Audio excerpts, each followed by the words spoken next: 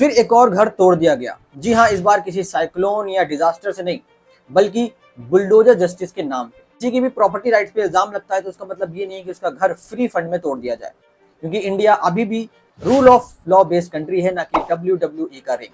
मान लीजिए अगर आपका घर बिना नोटिस या बिना किसी प्रोसेस के तोड़ दिया जाता है तो आपके पास क्या रेमेडीज रहती हैं, या फिर जिन लोगों का घर तोड़ दिया जाता है, डेमोलिश करा जाता है, उनके पास ऑल्टरनेटिव रेमेडीज क्या हैं लीगली। तो सबसे पहले मेरे को कल स्टे मिल जाएगा और आज आप कर दोगे 300A में नपवा दूंगा ढंग से, अगर आप स्टे की बात कर रहे हो मेरे। तो सबसे पहले आप जो है डायरेक्टली हाई कोर्ट में अपने लीगल राइट को इन्फोर्स कराने के लिए under article 226 of the Indian constitution petition file कर सकते हैं। दूसरा जो है आप सिविल सूट डाल सकते हैं कंपनसेशन हासिल करने के लिए। और तीसरा वन ऑफ द मोस्ट, इनके इलीगल एक्शन को चैलेंज करने के लिए आप मैंडमस, सर्शियोररी या इन तरीके के जो रिट्स हैं उनकी मदद भी ले सकते हैं हाई कोर्ट में। और अगर बिल्डोजर चढ़ जाता है बिना किसी नोटिस या बिना किसी सुनवाई के या टाइम दिए हुए, तो भाई ये तो डायरेक्ट वायलेशन होता है principle of natural justice, audi alteram partem. इसका मतलब है सिंपली कि सुनवाई करना जरूरी है।